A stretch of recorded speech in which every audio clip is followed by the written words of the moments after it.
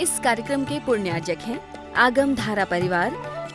सव्व पावपणासनो मंगलाणं च सव्वेसिं पढमं हवै मंगलं चत्तारि मंगलम् अरहन्त मंगलं सिद्ध मंगलं साहु मंगलं केवलिपण्णत्तो धम्मो मंगलं चत्तारि लोगुत्तमा अरहन्त लोगुत्तमा सिद्ध लोगुत्तमा साहु लोगुत्तमा केवलिपण्णत्तो धम्मो लोगुत्तमा चत्तारि शरणं पव्वज्जामि अरहन्त शरणं पव्वज्जामि सिद्ध शरणं पव्वज्जामि साहु शरणं पव्वज्जामि केवलिपण्णत्तो धम्मो शरणं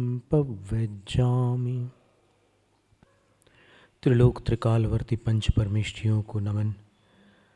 महादेवादिदेव परम भट्टारक अरहंत परमात्मा जिनेन्द्र प्रभु वर्तमान धर्म तीर्थ शासन नायक तीर्थंकर भगवान श्री वर्धमान महावीर स्वामी को प्रणाम। द्वादशांग श्रुत देवता स्वरूपा भगवती जिनवाणी सरस्वती देवी माता को भावपूर्ण वंदन। पूर्व शताब्दी के ज्ञानी ध्यानी तपस्वी परम श्रद्धेय चारित्र चक्रवर्ती आचार्य श्री शांति सागर मुनिराज को नमोस्तु। दीक्षा शिक्षा गुरु आचार्य विद्यासागर महाराज को नमोस्तु।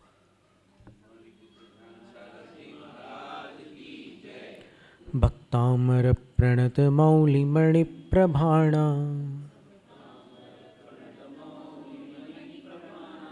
मुद्योत कंदलित पापतमो वितानम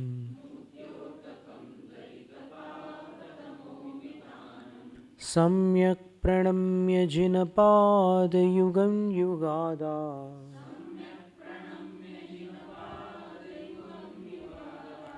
वालम्बनं भवजले पततां जनानां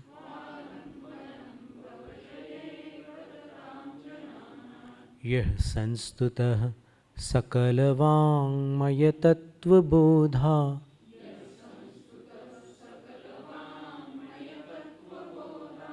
दुद्भूतबुद्धिपटुभिः सुरलोकनाथैः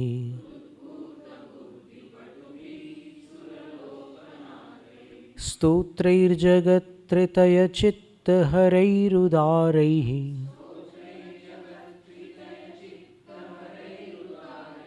स्तोष्ये किलाहमपि तं प्रथमं जिनेन्द्रम्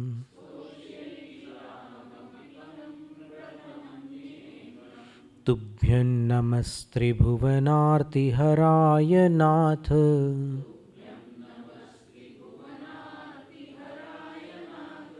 तुभ्यं नमः क्षितितलामलभूषणाय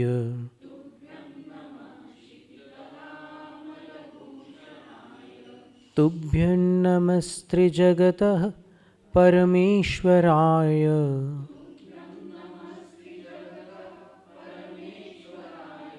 तुभ्यं नमो जिनभवो दधिशोषणाय।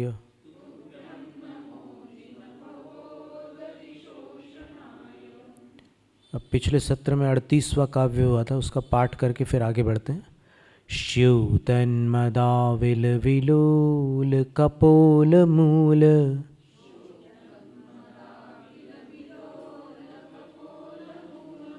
मत्त भ्रमद भ्रमरनाद विवृद्ध कोपम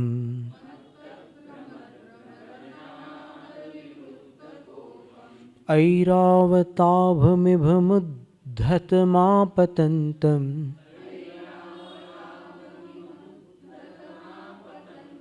दृष्ट्वा भयं भवति नो भवदाश्रितानाम्।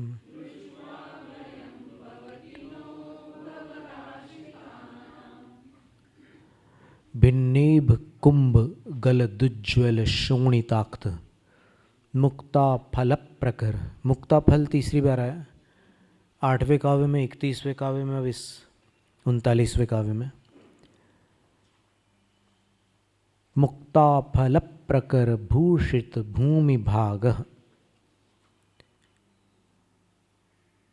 बद्ध क्रमः क्रमगतं हरिणाधिपोपि नाक्रामतिक्रमयुगाचल संश्रितं ते भिन्नेभ कुंभगलदुज्ज्वल शोणिताक्त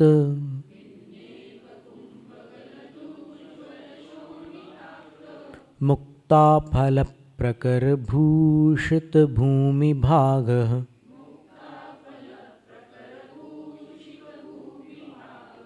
बद्ध क्रमः क्रमगतं हरिणाधिपोपि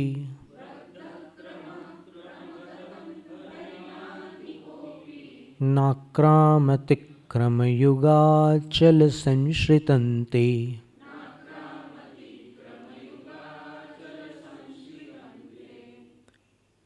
ते क्रमयुगाचल संश्रितम। मंद गति से एक बार पढ़ लेते हैं। भिन्नीभ कुंभ गलदुज्ज्वल शोणिताक्त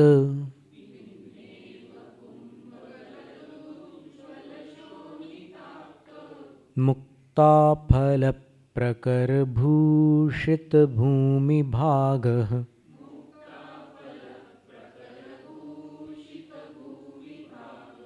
बद्ध क्रमः क्रमगतं हरिणाधिपोपि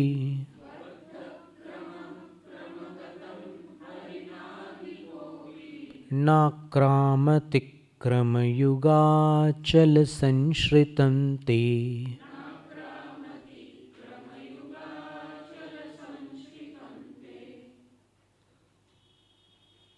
ते क्रमयुगाचल संश्रितं हरिणाधिपोपि न आक्रामति।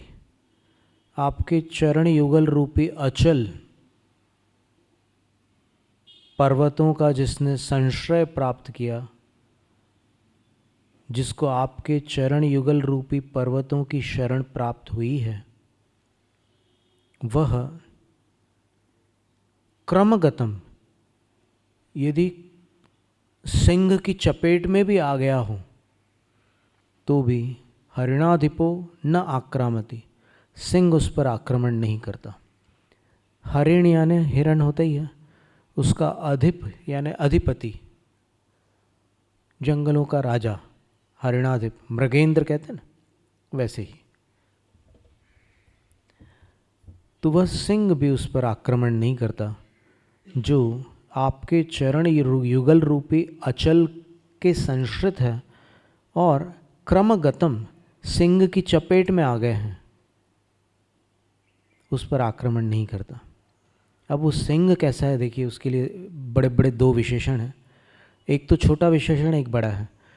बद्धक क्रमः, उसने अपने क्रम, क्रम यानी पैर होता है, अपने पैर ऐसे बद्ध कर लिए, बांध लिए हैं। सिंह जो होता है अपने सामने के दोनों पैरों को सटाकर, पंजों को सटाकर ऐसे जब बांध लेता है तो वो छलांग भरने वाला होता है, तब ऐसे करता है वो। अन्यथा सामान्य रूप से खड़ा होगा तो पैर फैला के खड़ा रहेगा, लेकिन जब उसको छलांग मारनी होगी तो फिर दोनों पंजों को ऐसे सटा लेगा।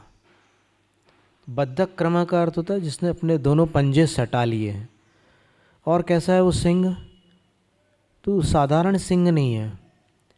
भिन्नेभ कुंभ गल दुज्ज्वल शोणिताक्त मुक्ता फल प्रकर भूषित भूमि भाग, जिसने फाड़े हुए इभ कुंभ, हाथी के कुंभ यानी ये जो पूरा मस्तक होता है, उससे गलत यानी टपकते हुए, उज्ज्वल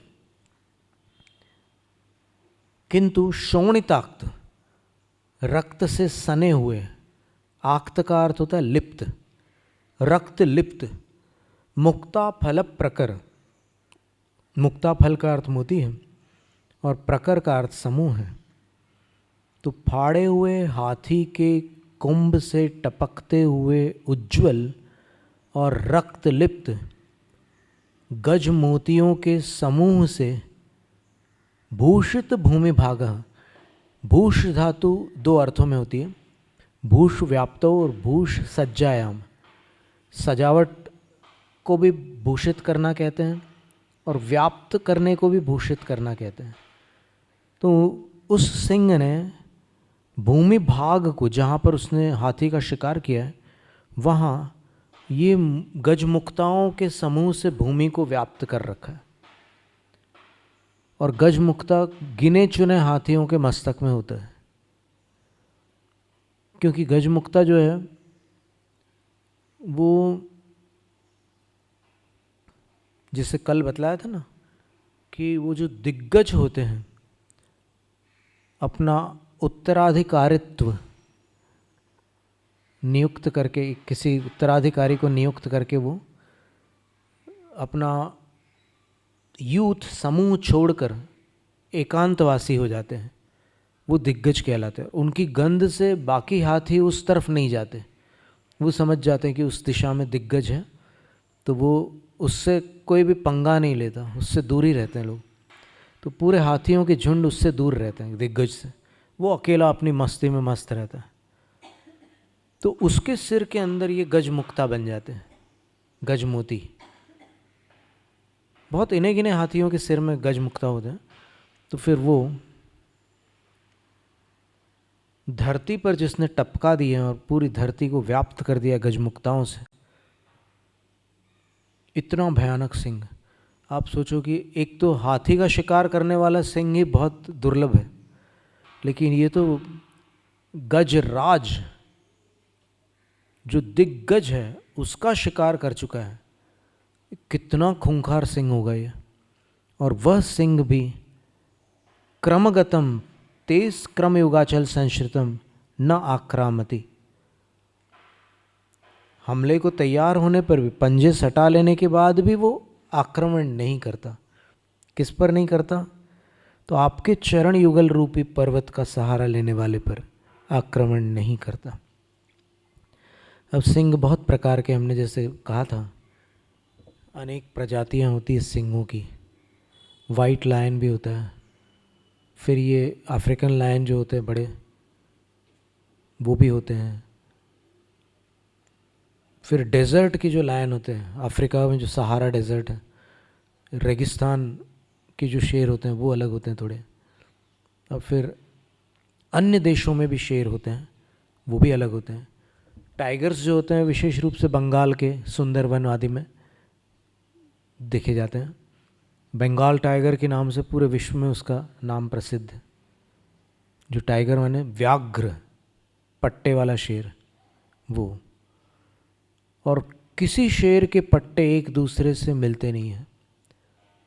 सबके पट्टों की जो निशानी है, डिज़ाइन है, वो एक दूसरे से अलग होती है। जैसे प्रत्येक मनुष्य के दाहिने अंगूठे में जो वर्ल्स बने रहते हैं, अंगूठे के जो निशान होते हैं, वो कभी किसी से नहीं मिलते, जुड़वा भाइयों के भी नहीं मिलते।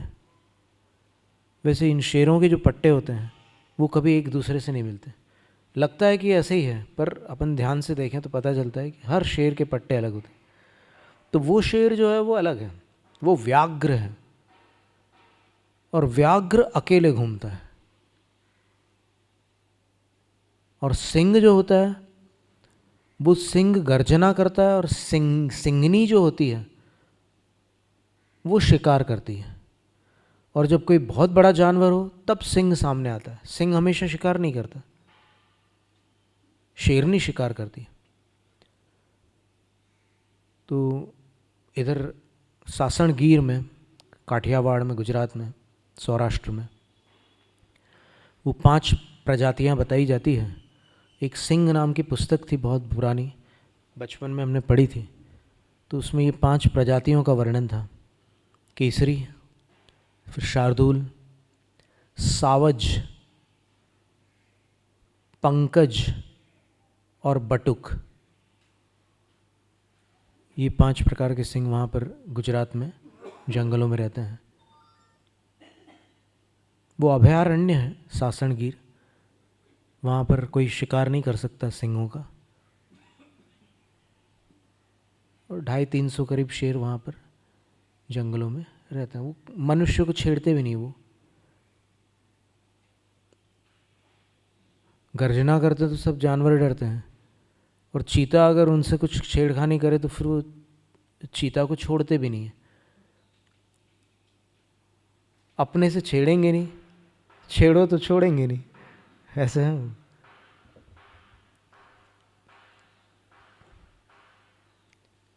पूरे झुंड के झुंड शेर के रहते हैं। ये बबर शेर जो बालों वाला शेर होता है वो झुंड में रहता है, कभी अकेले भी निकलता वो, कभी दो भी हो जाते हैं, कभी झुंड होते हैं। और वो टाइगर जो होता है वो अकेला काम करता है। तो बोलते हैं ना कि शेर अकेला ही काफ़ी होता है, तो वो टाइगर के लिए है, लायन के लिए नहीं है। और टाइगर का जो जॉ पावर होता है, मतलब जबड़े की जो शक्ति होती है, वो लायन से अधिक होती है। लायन के अंदर भी बहुत शक्ति होती है। उस पुस्तक में लिखा था कि वहाँ के जंगलों में जो वन्य प्रजातियाँ जो भी रहती हैं, वो गांव के चारों तरफ एक जो बैरिकेड लगाती है, लकड़ी की जो दीवार बनाती है, वो लकड़ियों को गाड़ गाड़ के ज़मीन में वो 12 फुट ऊंची दीवार बनाती है, क्योंकि सामान्यतः 12 फुट ऊंचे उसमें से जंगली जानवरों का संकट नहीं रहता, तो 12 फुट ऊंची दीवार होती है। लेकिन ये जो शार्दुल जो शेर है, जिसके सारे बाल ऐसे आगे ही आते हैं, पीछे की तरफ नहीं जाते, उसके बाल ऐसे सामने ही होते हैं, तो ये शार्दुल जो होता है वो उस दीवार को फांद कर अंदर आता है और अंदर से भैंस को अपने मुंह में पकड़कर वापस कूद जाता है बाहर।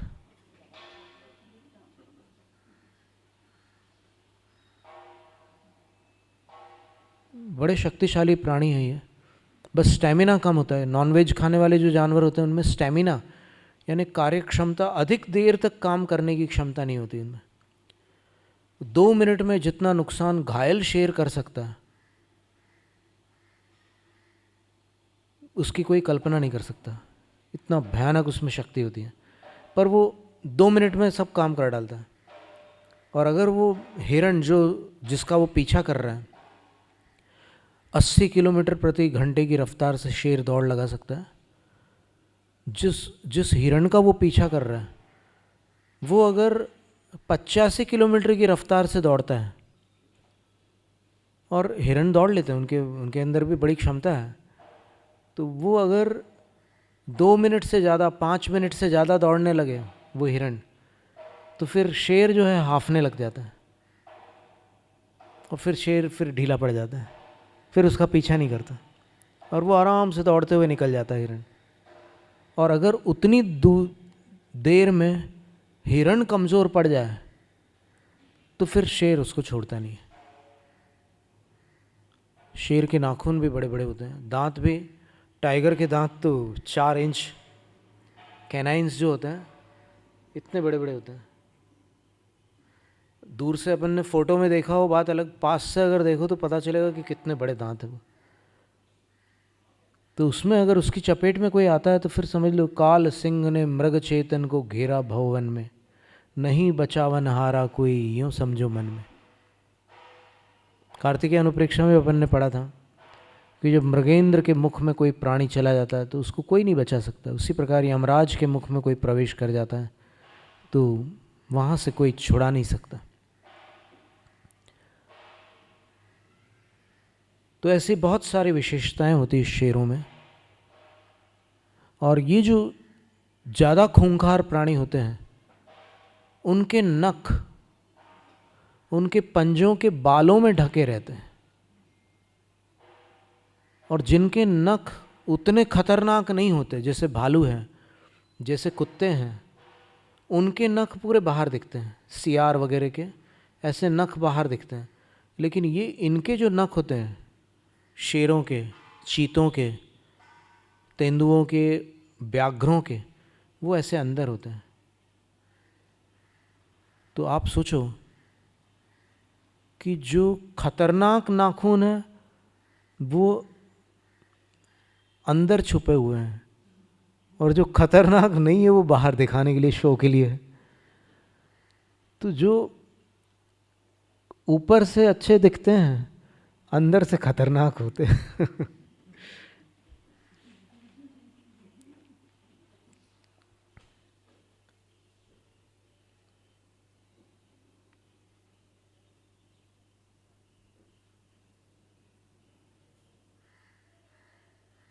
और क्या निडरता होती है उनमें, शेरों में।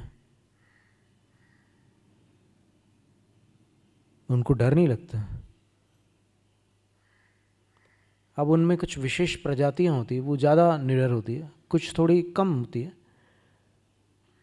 अब इसमें जो बात लिखी है कि वो आक्रमण नहीं करता, तो क्या ऐसा प्रैक्टिकली, मतलब प्रायोगिक रूप से संभव है क्या, ये प्रश्न आ जाता है। यहाँ पर स्तुति में तो ठीक है, भगवान की भक्ति कर रहे हैं तो महिमा मंडन किया ही जाता है, लेकिन इसमें सत्यता भी होती है। आचार्य विमल सागर महाराज श्री एक बार शिखर जी पर गए हुए थे और ऐसी पगडंडी से निकले वो, तो झाड़ियों में से एक शेर आ गया सामने, और सामने एकदम ऐसे खड़ा हो गया वो, मार्ग रोक करके। तो उन्होंने कायद सर किया, तो शेर जैसे कभी कभी कुत्ते जो होते हैं ना, वो अपने मालिक के साथ खेलते समय ऐसे नीचे झुकते हैं, फिर खड़े होते हैं, फिर उछलते हैं, फिर इधर उधर कूदते हैं, तो वो शेर भी ऐसे ही उछल कूद करते तो चला गया वापस, उसने कुछ नहीं किया महाराज श्री को। ऐसे और भी उदाहरण आते हैं। आचार्य शांति सागर महाराज श्री द्रोणगिरी पर्वत पर ऊपर बैठे हुए थे, तो आहारचर्या का समय हो गया, नीचे श्रावक लोग प्रतीक्षा कर रहे थे, विलंब से आए आचार्य श्री आहारचर्या को। तो फिर किसी ने पूछा कि आचार्य श्री आप ध्यान में लीन हो गए थे क्या, आज आप देर से पधारे। तब आचार्य श्री ने कहा कि नहीं, वहाँ पर कोई आया हुआ था। तो कौन आया हुआ था? तो बोले एक शेर था, ऐसे बैठा था, बाजू में बैठा था। तो अब आप सोचो कि एक प्रकार से ये साधु लोग नर सिंह होते हैं और वो सिंह होते हैं, वो वनराज होता है, ये मुनिराज होते हैं। तो ऐसे और भी उदाहरण आचार्य शांति सागर महाराज जी के जीवन में कई ऐसे त्रियंश संबंधी विशेष उदाहरण मिलते हैं कि जब सायंकालीन विहार में कुछ विलंब हो गया तो आचार्य ने पूछा कि कितनी दूर है रुकने का स्थान। तो बोले कि बस थोड़ी दूर थोड़ी दूर। तो आचार्य समझ गए कि ये लोग हमें मतलब गुमराह कर रहे हैं, पर क्या करें, ठीक है, श्रावक है, भक्ति है उनकी, हम तो आगम का उल्लंघन नहीं करेंगे। अब दिन ढलने की स्थिति में आ चुका है और चलने योग्य भी समय नहीं है, तो हम यहीं रुक जाते हैं। तब फिर श्रावकों में आपस में चर्चा होने लगी, साथ में कौन रुकेगा, साथ में कौन रुकेगा। तो फिर बोले कि तुम बड़े मुनि भक्त हो, तुम रुक जाओ ना साथ में। तो बोले कि आज तुम लोग रुक जाओ, फिर मैं कभी देखता हूँ। तो आचार्य ने पूछा कि क्या बात हो गई, आप लोग इतना घबरा क्यों रहे हो। बोले कि ये शेर का इलाका है। तो फिर आचार्य बोलते हैं कि कोई बात नहीं, जिसको भी रुकना है रुक जाओ, कुछ नहीं होगा, चिंता मत करो।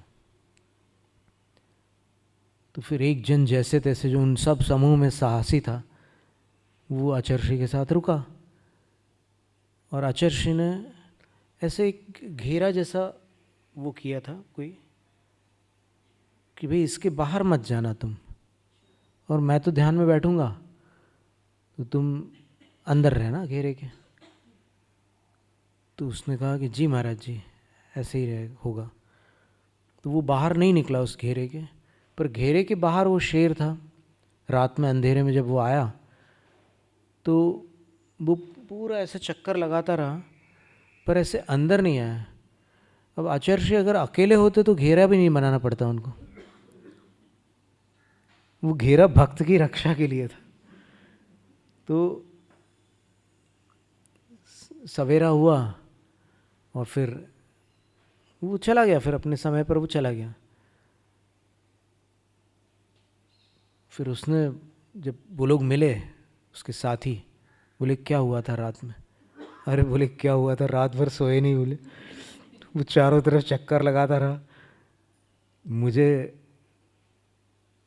एक तो गुरु पर श्रद्धा तो थी कि भाई मेरा कुछ नहीं होगा, उन्होंने कहा था कि चिंता नहीं करो, पर ये भी अंदर घबराहट हो रही थी कि वो यहीं बाजू में है, उसका अगर मूड बदल गया तो वो लाइन अभी क्रॉस नहीं कर रहा और पता नहीं आगे कुछ हो जाए तो कुछ ऐसे संदेह तो था थोड़ा सा, पर ठीक है, कुछ नहीं हुआ, वापस चला गया चुपचाप। तो ऐसे कई घटनाक्रम हुए हैं। बाहुबली स्वामी जब जंगल में विराजमान थे तपस्या में, तब तो वहाँ पर जो शेर थे वो चमरी मृग की पूंछ के बालों में फंसे हुए कांटों को निकालते थे, क्योंकि चमरी मृग को अपनी पूंछ बहुत प्रिय होती है और उसमें अगर कांटा फंस जाए तो वो अपने जब मुंह से निकालने की कोशिश करती तो मुंह लहूलुहान हो जाता उसका। तो शेर आकर के वहाँ पंजों से निकालते थे। तो विद्याधर लोग देखते थे कि ये अचंभा कैसा है, यहाँ पर कर्मभूमि में तो ऐसा नहीं होता। फिर जब कुछ अन्वेषण करने पर उनको बाहुबली स्वामी तपोरथ दिखाई देते थे, तपस्या में लीन दिखते थे, तब लगता था कि हाँ ये है, यहाँ पर प्राणियों का वैर सब समाप्त हो चुका है, ऐसे ये ध्यान लीन तपस्वी यहाँ विराजमान है। तो फिर विद्याधरियाँ आकर के भगवान के मुनि, उस समय मुनि अवस्था में रहते हैं, उनके शरीर पर जो लताएं लिपटी हैं उनको हटा देती थी वो विद्याधरियाँ आकर के। इस कार्यक्रम के पुण्यार्जक थे आगम धारा परिवार,